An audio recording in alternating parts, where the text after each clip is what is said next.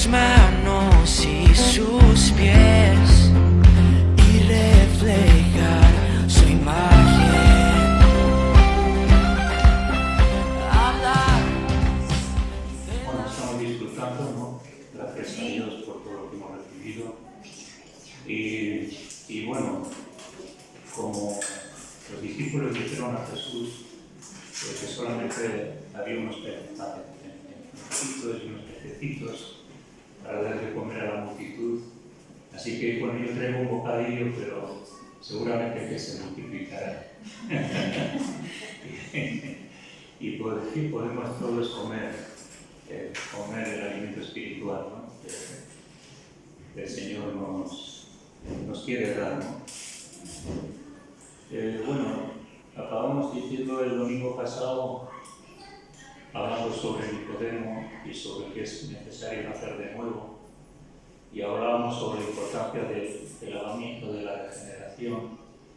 Hablamos de la importancia de que es necesario el nuevo hombre, que necesitamos la naturaleza divina, necesitamos entender que somos hijos de Dios, por lo tanto, la naturaleza de Dios debe de estar en nosotros. No es suficiente ser religioso, sino todo lo contrario. Como Nicodemo tuvo interés en el mensaje de Jesús y luego vimos que hubo una transformación y un cambio en él, que se identificó con Jesús. Dejó de ser religioso para empezar a ser una persona nacida de nuevo, una nueva creación y una nueva vida interior. Y vamos a seguir hablando sobre esto en el sentido de que necesitamos verificar en nosotros esas pruebas de ese nuevo nacimiento, ¿no? Hoy en día todo se verifica y todo se prueba para que se halle de alguna forma el producto o las cosas que se hacen sean óptimas y puedan traer resultados. Así también nosotros nos podemos mirar hoy al espejo de la palabra de Dios y poder descubrir qué es lo que nos falta o qué es lo que no nos falta, pero sí que es importante que podamos entender esto. En 1 de Juan 2:29 habla de un aspecto de una de las características que tiene que ver con la nueva vida en Cristo. Esa prueba, ese fruto, esas características. Entonces dice que si sabéis que Él es justo, sabed también que todo el que hace justicia es nacido de Él. O sea, toda aquella persona que ha nacido de Dios o ha habido este nuevo nacimiento en su vida, dice que nosotros, como hijos de Dios, tenemos que tener también las características de Dios, que Dios es un Dios justo. Por lo tanto, tenemos que ser nosotros también justos. ¿Qué es ser justo? Pues ser justo es hablar la verdad, es ser imparcial, no tener favoritismos con las personas. Dios no tiene favoritismos con nadie. Para Dios todos somos iguales, amados por Él, aunque somos diferentes.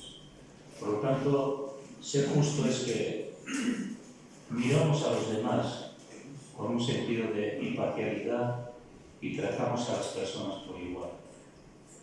Hacemos lo correcto, Dios hace lo correcto, nosotros también deberíamos de hacer lo correcto, por lo menos deberíamos de esforzarnos por hacer lo correcto. Tenemos que tener respeto a las autoridades, respeto a los hermanos, respeto a la Iglesia, sin intereses personales. Eso habla también la justicia. Ser justo significa que no tengo intereses personales, que no me muevo por mis intereses para alcanzar mis propios objetivos, sino que soy justo y quiero moverme porque tengo interés en las personas, interés en las necesidades de los demás. Eso es ser justo. De la otra forma sería que seríamos egoístas, ¿no? Y sobre todo defender los derechos de los demás, que a veces Cuando miramos a los demás pensamos que solamente nosotros tenemos derecho. Pero así como Dios es justo y se interesa por los derechos de las personas y por su bienestar y situaciones personales, nosotros también deberíamos mirar por los intereses de los demás y por sus necesidades. Entonces, Dios ve mucho más que nosotros. No tenemos que caer en la perspectiva de enjuiciar a los demás. Dios es el juez. Podemos tener percepción de las cosas, pero sobre todo tenemos que tener la responsabilidad de entender que los demás tienen derechos y tienen responsabilidad. Tenemos responsabilidades para con ellos. Entonces, hay un resultado positivo. Cuando nosotros nacemos de nuevo, algo cambia. Hay resultados positivos en nuestra vida. Y eso lo tenemos que ver. También hay una santificación de vida. Y hay un fruto del Espíritu Santo. Y aquí dice que el que es nacido de Él. O sea, todo lo que Dios ha obrado en nosotros, todo lo que Dios ha sembrado en nosotros, todo lo que el Espíritu Santo obra en nosotros, si hemos nacido de Él, representaremos también a Él con las ciertas características que necesitamos ver en nuestra vida, ¿no? Resultados positivos. Gálatas 5:22, vamos a leer.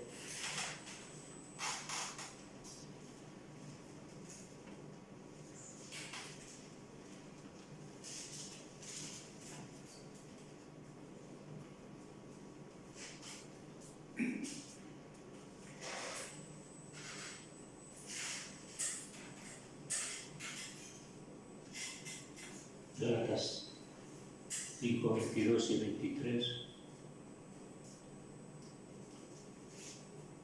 Dice, si vivimos por el Espíritu, andemos también por el Espíritu. Y dice, no nos hagamos vanagloriosos, irritándonos unos a otros o envidiándonos unos a otros. Hermanos, si alguno fuere sorprendido en alguna falta, vosotros que sois espirituales, restaurarle con espíritu de mansedumbre, considerándote a ti mismo, no sea que tú también seas tentado. De nada sirve medirnos con los demás creyendo que somos superiores o creyendo que tenemos el orgullo suficiente como para medirnos y pensar que yo soy infalible. Pues el Señor nos enseña aquí que tenemos que restaurarle a los hermanos con espíritu de mansedumbre. Es todo diferente a la ley del talión, donde se imponen cargas, donde se piden responsabilidades y donde se quiere cortar con el hacha el árbol. El espíritu de mansedumbre es que te consideras a ti mismo también y te das cuenta que tú eres una persona que también puedes caer y que también podemos ser tentados. Por lo tanto, es una característica espiritual el que podamos mirar a los demás con ese espíritu de amor, ¿no? De tolerancia. Y luego sigue diciendo que sobrellevar los unos las cargas de los otros. Esto es algo también que representa a un hijo de Dios. El Señor llevó nuestras cargas y nosotros tenemos que llevar las cargas también de los demás en oración, en la compañía o en el compartir y hablar en algunas conversaciones. Necesitamos eso. Santiago 1, vamos a ver Santiago 1:21.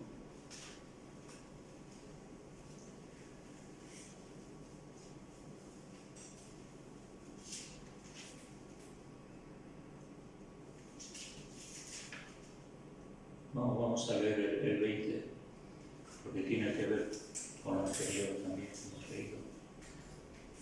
Porque la ira del hombre no obra la justicia de Dios, por lo cual, desechando toda inmundicia y abundancia de malicia, recibid con mansedumbre la palabra implantada, la cual puede salvar vuestras almas. La ira del hombre la propia justicia del hombre, el orgullo, y pensar que uno es superior a otro, la crítica, eso hace que no se obra la justicia de Dios.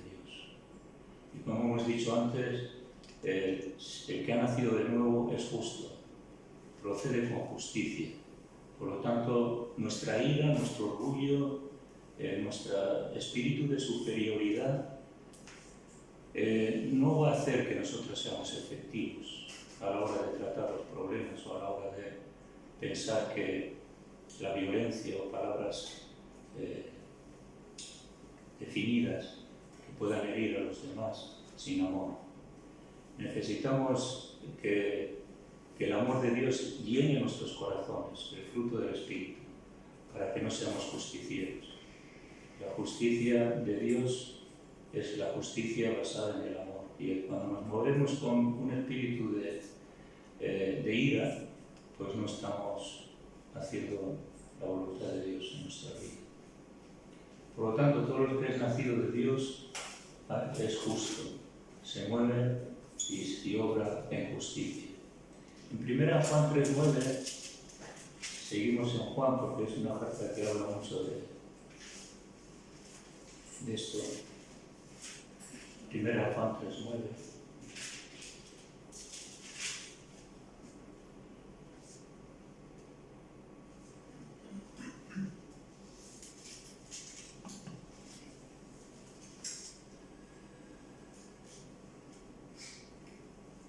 Sigue diciendo que todo aquel que es nacido de Dios no practica el pecado, porque la simiente de Dios permanece en él y no puede pecar porque es nacido de Dios. La naturaleza de Dios, el que ha nacido de Dios, la naturaleza de Dios en nosotros hace que nosotros no practiquemos el pecado. La naturaleza de Dios en nosotros no practica el pecado. No hace pecado. Otra cosa es que uno caiga, es débil. Pero el estilo de vida no es un estilo de pecado. Es un estilo de lucha contra el pecado, de lucha contra las tentaciones, de lucha contra nosotros mismos. Y por lo tanto, dice que no puede pecar, porque es así. Otra cosa es que uno no tenga victoria en un momento, pero el Espíritu de Dios, el que ha nacido de Dios, no practica el pecado, porque es nacido de Dios. Y dice el versículo 10, en esto se manifiestan los hijos de Dios y los hijos del diablo. Todo aquel que no hace justicia, volvemos ahí, y el que no ama a su hermano, no es de Dios. O sea que la manifestación de los hijos de Dios tiene que ver con una vida espiritual que no se rinde al pecado, que no hace pecado y que ama a su hermano. Necesitamos el amor de Dios en nuestros corazones hacia nuestros hermanos. Aunque nos fallen, aunque no nos caigan bien por características personales, y eso es algo importante en nuestra vida. Así que nacer de Dios. Entonces, cuando nacemos de Dios, la vida espiritual en nosotros renuncia al pecado. Un renuncio es que yo voluntariamente digo no al pecado. Y tenemos que renunciar al pecado, porque la vida de Dios en nosotros nos lo exige. Y nuestra naturaleza pecaminosa no debe tomar relevancia ni protagonismo, sino todo lo contrario. O sea que dominamos el pecado. O sea, la fuerza interior que necesitamos, la tenemos en Dios para dominar el pecado en nosotros. 1 Juan 4:4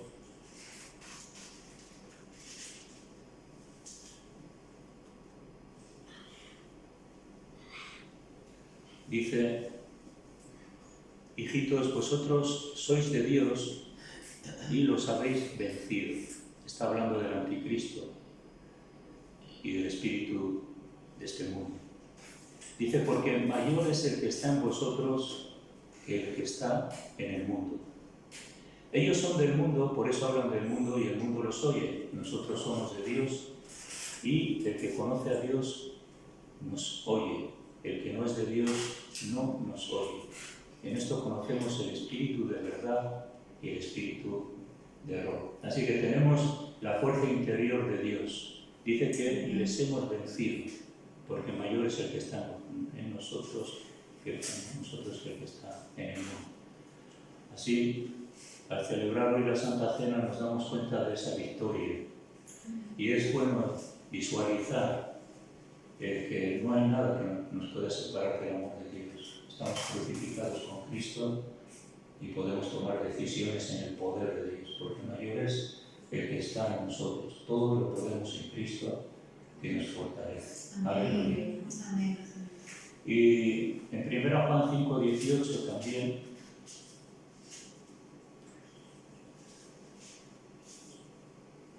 dice: sabemos que todo aquel que ha nacido de Dios, vuelve a decir, no practica el pecado. Pues aquel que fue engendrado por Dios le guarda y el maligno no le toca. Y esta es una gran verdad, que el maligno no nos puede tocar. Nosotros somos inmortales hasta que Dios quiere. Nosotros, todo lo que Dios controla en nuestra vida y lo permite con propósito. Pero sin embargo, el maligno no nos puede tocar.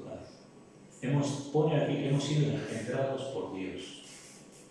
Un engendro es algo que, como hablábamos el otro día, se produce en el seno de la mujer por el matrimonio que se une. Pero hablábamos el otro día que hay un engendro físico y una vida física, y hay un engendro espiritual y un desarrollo espiritual. Por lo tanto, ¿quién ha engendrado esa vida a nosotros? Ha sido Dios por medio de su palabra y del Espíritu. Por lo tanto, esa vida es una vida que se tiene que desarrollar y crecer. No practicar el pecado es una vida saludable para la vida espiritual. Mientras hay vida espiritual y hay elementos que hacen que esa vida espiritual pueda crecer, estamos bien. Ahora, cuando hay toxicidad y hay áreas de contaminación, que es como las plantas, si no tiene la luz, el agua, el oxígeno, la planta no puede crecer. Por lo tanto, lo que ha sido engendrado por Dios, tenemos que darle lugar para que se desarrolle ese nuevo nacimiento que el Señor ha producido en nuestros corazones. Una de las cosas más poderosas que vemos en el creyente y que podemos notar es lo que dice aquí en Juan 4, 4:7, que es algo poderoso.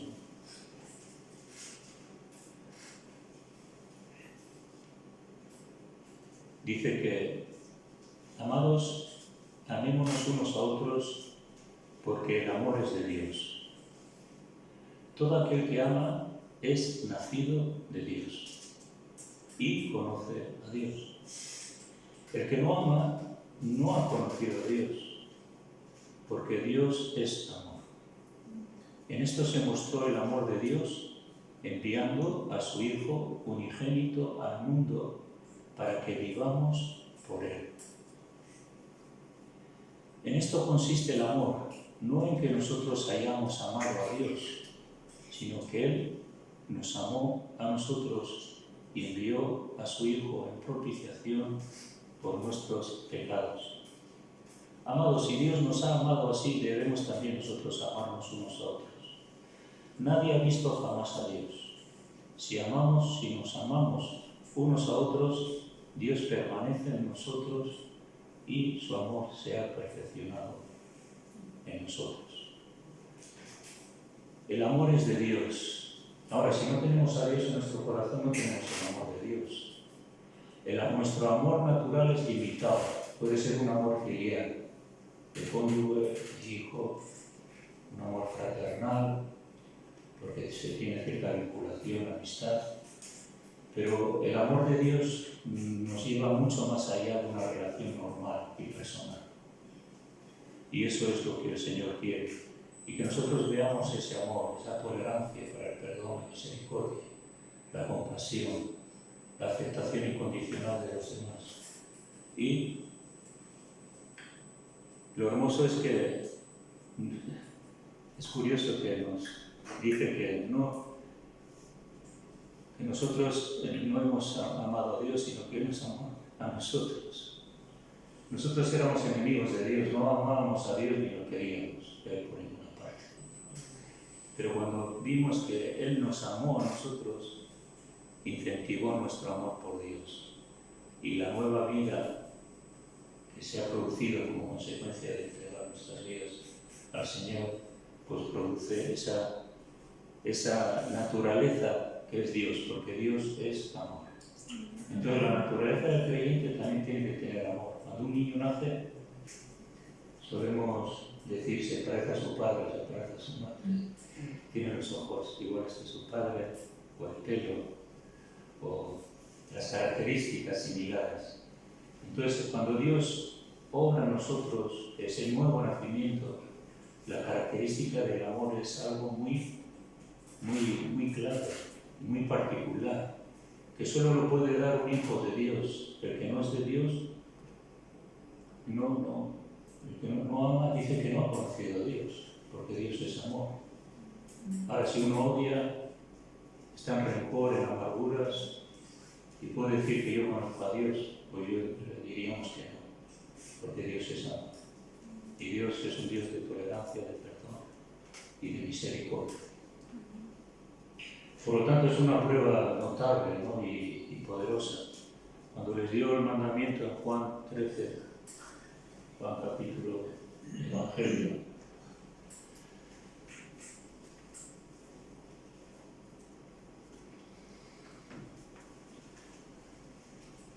(13:34),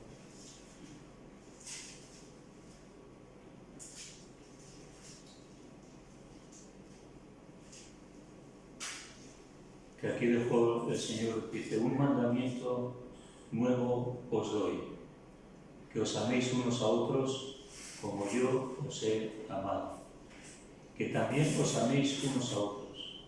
Y este versículo 35, que muchas veces lo hemos oído y que es clave, que dice que en esto conocerán todos que sois mis discípulos, si tuviereis amor unos con otros. O sea que el amor es una característica del discípulo de Dios. Y dice que en esto conocerán.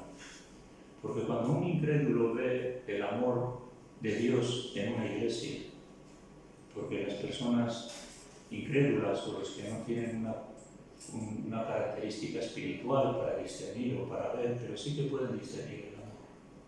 Sí que pueden discernir el trato, las palabras, los gestos, tu mover, tus opiniones, tu forma de hablar. Todo eso representa algo que el Hijo de Dios tiene que tener y que realmente lo tiene exclusivamente. De tal forma que el Señor dijo que si en algo van a conocer que sois mis discípulos, no es porque os peinéis bien, os pongáis buen perfume, sino porque tenéis amor. Entonces, esa es la característica, ¿no?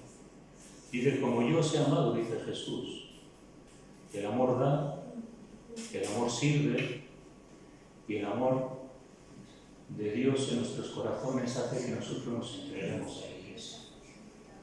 Es importante que tengamos amor a Dios, que seamos responsables, que nos esforcemos por estar en los cultos, estar en las actividades, porque amamos a Dios y amamos a los hermanos. No vamos por libre, somos un pueblo.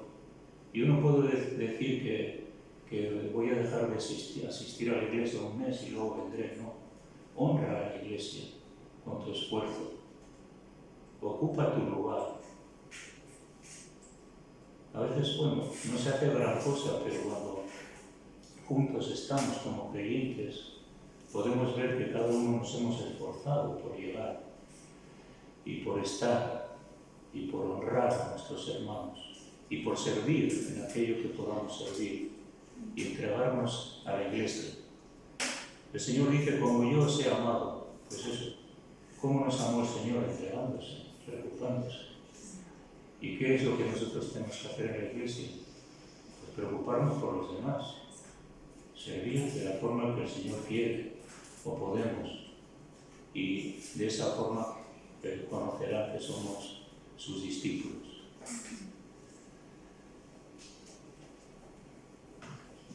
Bueno, pues es algo que es importante, ¿no? El amor al prójimo, como una prueba notable. El que es nacido de Dios tiene el amor de Dios en su corazón.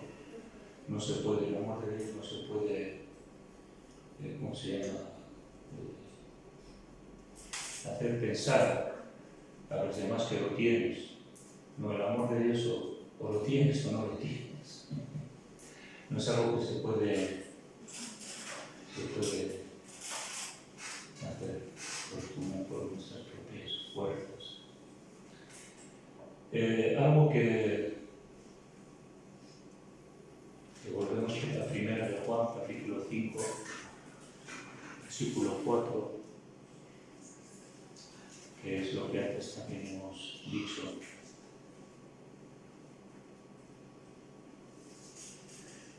Dice, porque todo el que es nacido de Dios vence al mundo. Y esta es la victoria que ha vencido al mundo, nuestra fe. Aleluya. ¿Quién es el que vence al mundo? Sino el que cree que Jesús es el Hijo de Dios. Todo aquel que es nacido de Dios vence al mundo.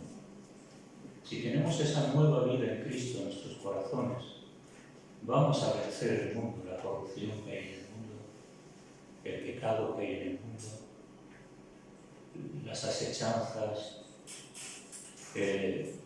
y el Señor quiere que nos vivamos en esa victoria, venciendo al mundo. ¿Por qué? Porque tenemos fe en Jesucristo. Él venció y yo puedo. Nunca debemos decir no puedo, tengo que decir sí puedo siempre.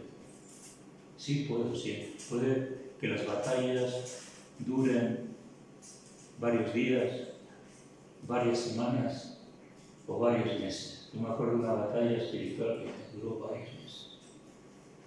Entonces, pero la fe en el Hijo de Dios y en su poder y en su victoria la hago mía y yo puedo vencer. De tal forma que lo que veíamos imposible, aquellas cosas que a veces nos atormentan o nos preocupan grandemente y que parece que están constantemente resonando en nuestros oídos, pero podemos vencer, levantarnos y vencer. ¿Quién es el que vence al mundo? El que tiene fe y el que ha nacido de Dios.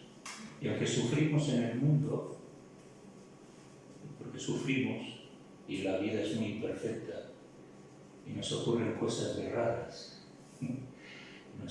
sufrimos en el mundo por diversas cosas, ¿no? Pero sin embargo, ¿quién es el que vence al mundo? El que ha nacido de Dios. Si tú has nacido de Dios, eres vencedor y podemos vencer. Amén. Cualquier cosa que nos pueda acontecer. Y seguimos en 1 de Juan, capítulo 2.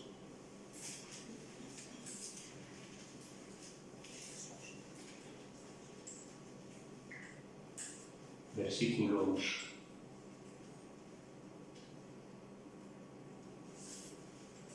15.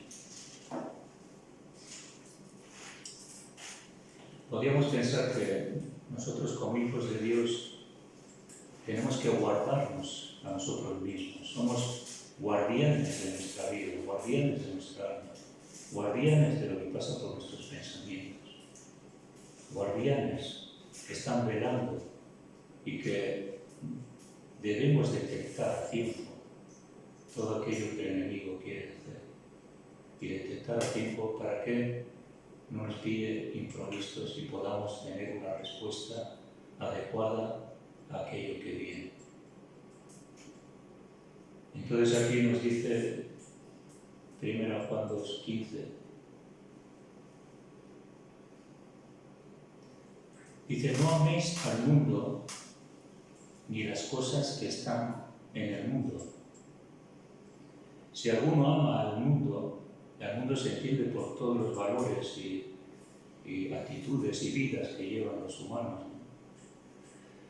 Si alguno ama al mundo, el amor del Padre no está en él. Porque todo lo que hay en el mundo, los deseos de la carne, los deseos de los ojos, la vanagloria de la vida, no provienen del Padre, no provienen de Dios, sino del mundo. Y el mundo pasa y sus deseos, pero el que hace la voluntad de Dios permanece para siempre. Entonces, el que es nacido de Dios no debe de amar al mundo, no debemos de amarlo, no debemos de negarlo, no debemos de claudicar en el estilo de vida y ver que ellos tienen más que yo. No, yo tengo más que ellos. Soy un hijo de Dios y he nacido de nuevo y la vida que tengo la tengo que preservar y guardar. ¿Por qué? Porque si alguno ama al mundo, el amor del Padre no está en él. Así que si yo me introduzco en el mundo, en la sociedad, a vivir, a andar, y puedo decir, bueno, yo sí, soy creyente, tengo conceptos cristianos, sí, pero el amor de Dios no está en ti, porque tú amas más al mundo que tu vida cristiana, que tu concepto de la vida cristiana. Algunos tienen más problemas con los ojos, otros la vanagloria de la vida, ser superiores a los demás, conquistar a los demás, ser vanaglorioso, activos, yo soy, yo tengo fama, aplausos, reconocimiento, éxito. Esa es la vanagloria de la vida, lo que todos persiguen. ¿No te das cuenta? ¿No? Todos persiguen eso, ¿no? Pero eso no es lo que persigue el Espíritu para nosotros. Lo que persigue el Espíritu por nosotros es que nosotros alimentemos la vida espiritual con las condiciones. No hacer pecado, hacer justicia, guardarnos a nosotros mismos, ¿no? Bueno, Santiago 4.4 habla también de esto, que es muy interesante Santiago 4.4.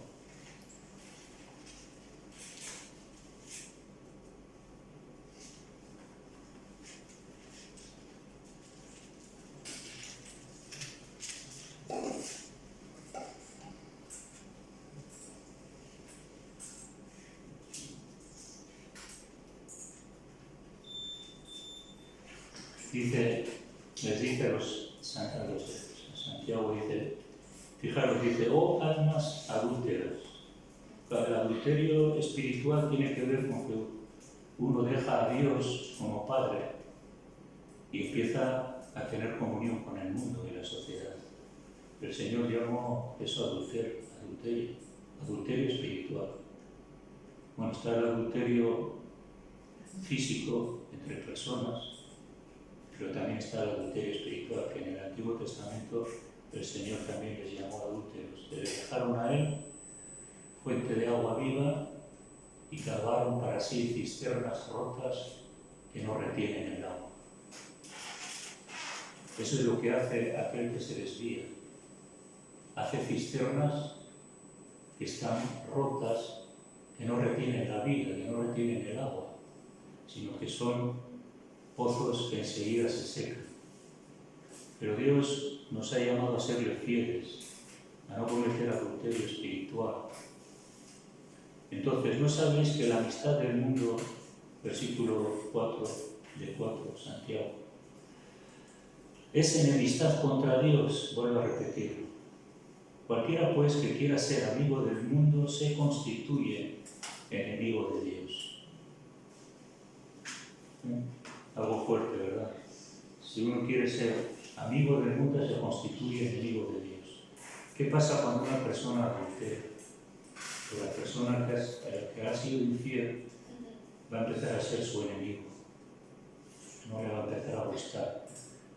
El Señor tiene sentimientos.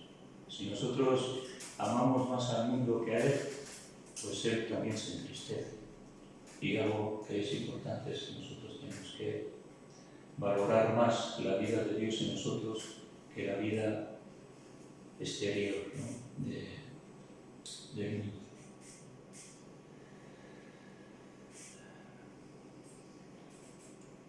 Judas 24 dice que este poder, el poder que tenemos, viene de Dios. Me gusta este versículo, cómo termina la carta de Judas.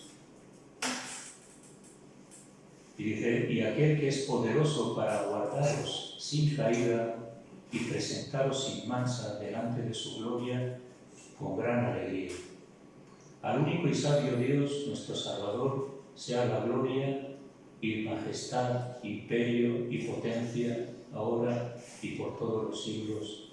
Amén. Aquel que es poderoso para guardarnos sin mancha y sin caída. ¡Qué poder! El Señor tiene el poder para guardarnos sin mancha y sin caída. Él tiene el poder, nosotros lo tenemos que abrazar. Él es poderoso para guardarnos. ¿Para qué día? El día que viene. Llegar victoriosos a su presencia. A Él sea la gloria por los siglos de los siglos. Amén. Amén. Que Dios nos ayude, hermanos, a pelear la batalla y saber que tenemos una vida victoriosa, poderosa, eterna, inquebrantable, a la cual nos podemos aferrar y seguir adelante a pesar de las dificultades en un mundo que nos rodea lleno de trampas, ¿no? Es como tienes un día bueno y vas andando por el camino. Sabéis que hay esas, en algunos sitios que hubo guerras ahí en Camboya y por ahí, que hay bombas Lapa debajo del terreno y tú vas andando y no sabes dónde vas a pisar. Pues a veces vamos en este mundo, tenemos un buen día y de repente pisamos algo, en el sentido de que a veces ocurre algo, ¿no? De repente ocurre algo, pero somos vencedores. Amén. Señor, Déjanos ver